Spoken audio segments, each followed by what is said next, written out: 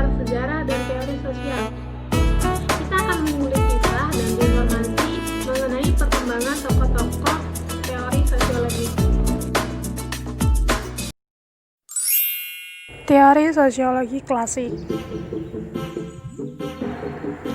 merupakan teori sosiologi yang muncul di tahun awal dengan ditandai kemunculan tokoh-tokoh sosiologi seperti Auguste Comte, Max Weber, Karl Marx.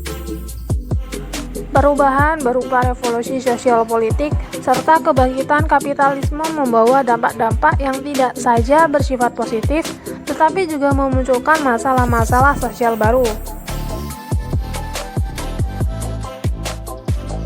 Next, Auguste Comte atau dikenal dengan nama Bapak Sosiologi memiliki nama panjang Isidore Marie Auguste François Xavier Comte. Comte lahir pada tanggal 19 Januari 1789 di kota Montpellier di Prancis Selatan dari orang tua yang menjadi pegawai kerajaan dan penganut agama Katolik yang saleh. Auguste Comte adalah seseorang yang untuk pertama kali memunculkan istilah sosiologi untuk memberi nama pada satu kajian yang memfokuskan diri pada kehidupan sosial atau kemasyarakatan.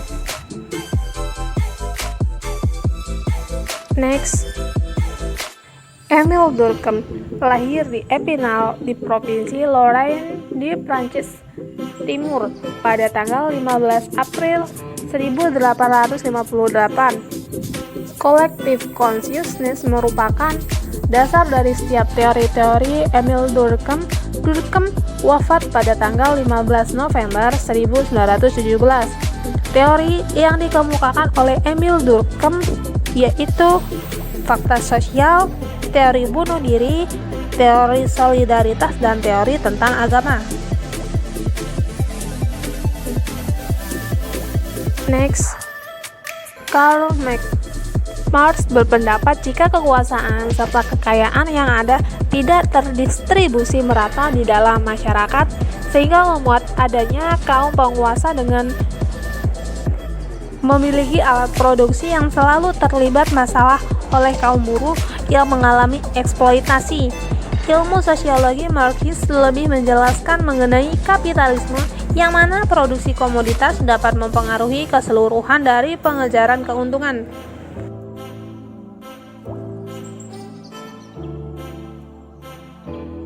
Teori sosiologi modern. Teori sosiologi klasik memusatkan analisanya pada pemikiran tokoh-tokoh sosiologi, sedangkan teori-teori sosiologi modern memusatkan analisanya pada aliran sosiologi. Pergeseran dari para ahli teori sosiologi secara individual ke dalam aliran sosiologi menunjukkan bahwa sosiologi mengalami perubahan. Next, awal perkembangan teori sosiologi di Amerika. Kemunculan ditandai dengan adanya kuliah masalah sosiologi di Universitas Oberlin tahun 1858. Kemunculan sosiologi diikuti di berbagai universitas besar di Amerika. Departemen Sosiologi dari Universitas Chicago berkembang menjadi satu aliran tersendiri yang dikenal dengan nama The Chicago School. Dari departemen ini lahirlah Journal of Sociology yang masih bertahan hingga saat ini. Perkembangan teori sosiologi hingga pertengahan abad 20.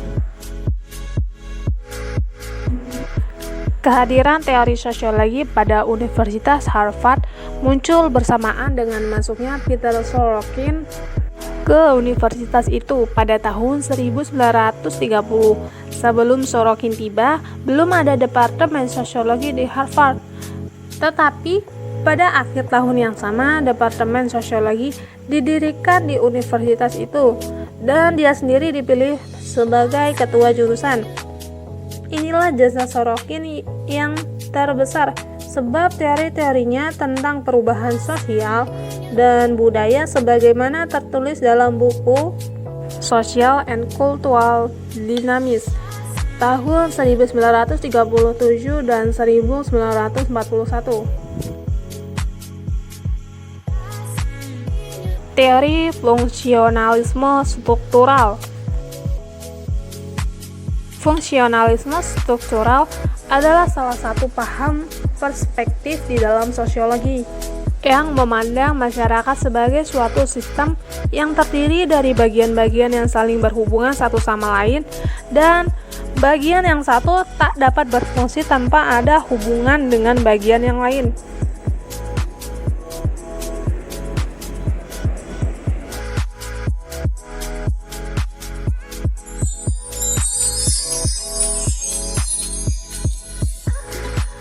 Teori fungsionalisme stratifikasi. Teori ini dikemukakan oleh Kingsley Davis dan Wilbert Moore tahun 1945. Davis dan Moore menganggap stratifikasi sosial sebagai suatu kenyataan yang universal dan perlu untuk mempertahankan kelangsungan hidup suatu masyarakat.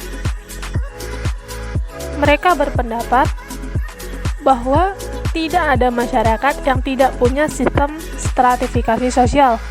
Stratifikasi adalah suatu keharusan. Teori sosiologi modern. Secara sekilas, konsep postmodern dirangkai dari konsep post dan modern. Post dapat dimaknai sebagai era atau sesudah, sehingga postmodern mengandung makna setelah modernitas.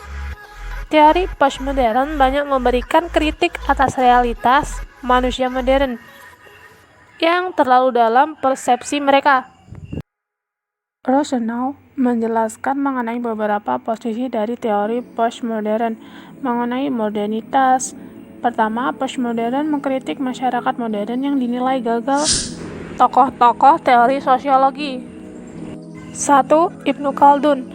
Ibnu Khaldun lahir di Tusinia, Afrika Utara tanggal 27 Mei 1332. Ia lahir dari keluarga terpelajar, dimasukkan ke sekolah Al-Quran, kemudian mempelajari matematika dan sejarah. Adapun pendapat Ibnu Khaldun tentang watak-watak masyarakat dijadikan sebagai landasan konsepsinya bahwa kebudayaan dalam berbagai bangsa berkembang melalui 4 tahap, yaitu fase primitif atau nomaden, fase urbanisasi, fase kemewahan, dan fase kemunduran yang mengantarkan kehancuran. 2. Herbert Spencer. Dilahirkan di kota Derby, Inggris pada 27 April 1820 dan meninggal pada tahun 1930. Herbert terpengaruh oleh teori Darwinisme sehingga muncullah teori Darwinisme sosial mengenai struggle of life, survival of the fittest, natural selection, progress, atau perkenalan Spencer dengan istilah survival of the fittest.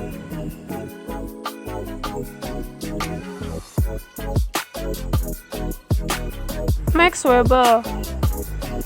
Weber adalah seorang sosiologi yang ahli kebudayaan, ahli politik, ahli hukum, bahkan ekonomi. Lahir pada tanggal 21 April 1864 di Erfurt, Jerman. Ia meninggal dunia pada 14 Juni 1920 ketika mengerjakan karya terpentingnya, yakni Economy and Society. Karyanya yang paling fenomenal yakni Protestant Ethnic and the Spirit of Capitalism. Ferdinand Tönnies lahir pada tahun 1855 dan wafat pada tahun 1936. Ia merupakan salah seorang sosiologi Jerman yang turut membangun institusi terbesar yang sangat berperan dalam sosiologi Jerman.